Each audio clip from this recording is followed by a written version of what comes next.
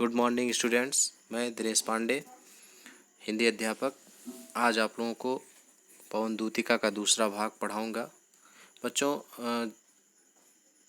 जिन्होंने अभी तक चैनल सब्सक्राइब नहीं किया है वो चैनल सब्सक्राइब कर दें, और ताकि आपको सारे नोटिफिकेशन और बेल ज़रूर प्रेस करें ताकि सारे नोटिफिकेशन आपको मिलते रहे। आइए देखते हैं कि थोड़ा आगे सरसरव का धाम सतपुष्प वाला, अच्छे अच्छे बहुद्रुम लतावान सौंदर्यशाली, वृंदा विपिन मन को मुग्धकारी मिलेगा, आना जाना इस विपिन से मोह माना न होना। देखिए, थोड़ा आगे सरसरव का धाम सतपुष्प वाला, राधा पवन दूतिका से कहती है कि जैसे ही जब तुम थोड़ा आगे और बढ़ोगी तो आगे जाने पर तुम्हें मधुरता से युक्त,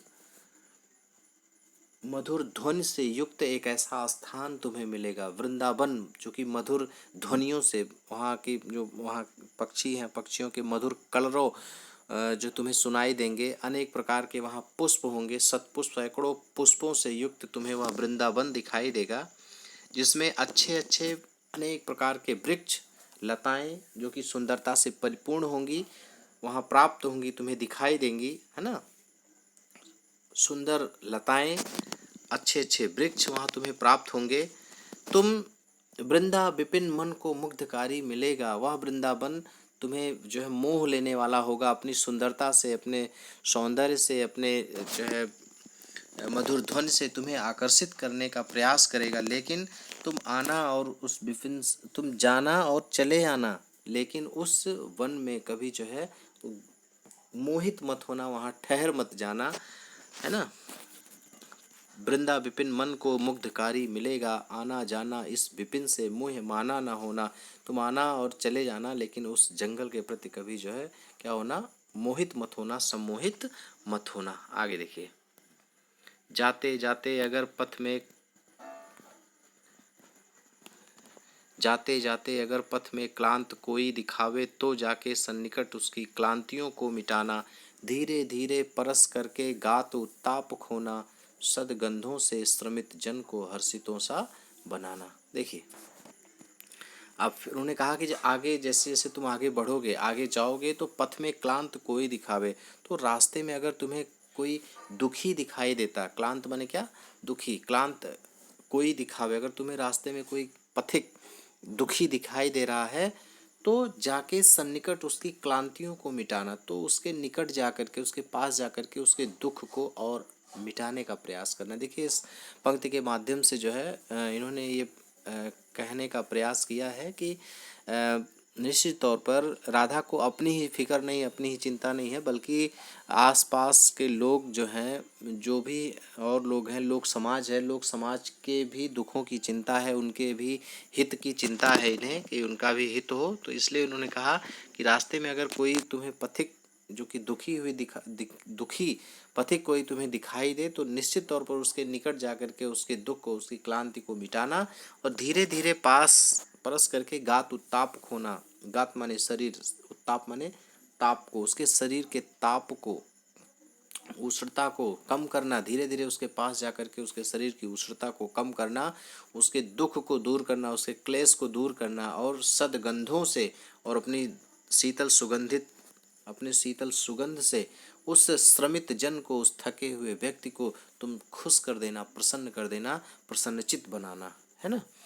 कि धीरे धीरे परस करके गात उत्ताप खोना, धीरे धीरे उसके निकट जाना, उसके पास जाना, उसको स्पर्श, परस करना बन गया स्पर्श करना, उसको स्पर्श करके उसके शरीर के ताप को कम करके सदगंधों से श्रमित जन को हर्षितोषा बनाना, अपनी सुगंध से, अपने शीतल सुगंध से उस थके हुए व्यक्ति को, उस श्रमित व्यक्ति को प्रसन्न कर देना, प्रसन्नचित्त बना देना।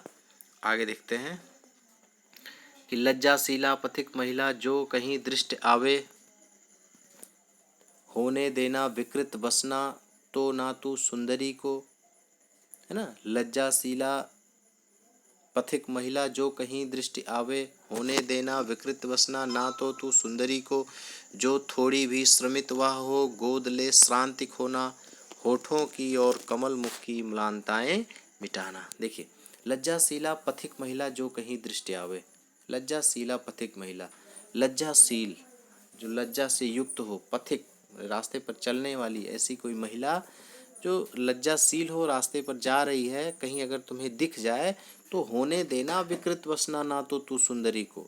तो तुम कभी भी उस सुंदरी के वस्त्रों को विकृत मत होने देना। विकृत वसना, वसना माने वस्त्र, विकृत माने खुले हुए, या कहें कि विकृत कर देना। उसके वस्त्रों को कभी तुम विकृत मत करना, अपने हवा के झोंके से उसके वस्त्र को कभी तुम विकृत मत होने देना, है ना। अगर तुम्हें कोई लज्जाशील महिला रास्ते पर चलती हुई तुम्हें दिख रही है, दिखाई दे रही है, तो तुम कभी भी उसके वस्त्रों को उस विकृत मत होने देना, है ना। जो थोड़ी भी श्रमित वह हो, गोद ले श्रांति खोना। अगर थोड़ी सी भी वह थकी हुई हो तो गोद ले श्रांति खोना, तो उसे अपने गोद में ले करके, गोद में लेने का मतलब यह है कि अपने झोंके से, वायु के शीतल सुगंधित झोंके से उसकी थकान को क्या करना, श्रांति माने थकान, उसकी थकान को दूर कर देना। होठों की और कमल मुख की म्लानताएं मिटाना, उसके होठों की और उसके कमल के समान उसके मुख की म्लानताओं को, म्लानता माने क्या, मलिनता, चिंता को, थकान को क्या करना, दूर कर देना। वैसे भी आप देखते होंगे जैसे रास्ते में कोई व्यक्ति चलता हुआ जा रहा है, धूप बहुत तेज है, तो धूप से बिल्कुल वो क्या हो जाता है, थकान भी उसे होती है और वो धूप से परेशान भी हो जाता है। तब तक जो है कहीं उसे छाया मिलती है या शीतल वायु मिलती है, ठंडी ठंडी हवा मिलती है, तो उसे बहुत सुकून मिलता है, उसे आराम मिलता है ना। तो ये चीज़ें जो है, वही बात कहने का यहाँ राधा का प्रयास है कि पहली बात तो अगर तुम्हें कहीं कोई जो है पथिक महिला ऐसे तुम्हें दिखाई दे तो उसको विकृत मत, उसके वस्त्रों को विकृत मत होने देना, वस्त्रों को अस्त व्यस्त मत होने देना उस सुंदरी के।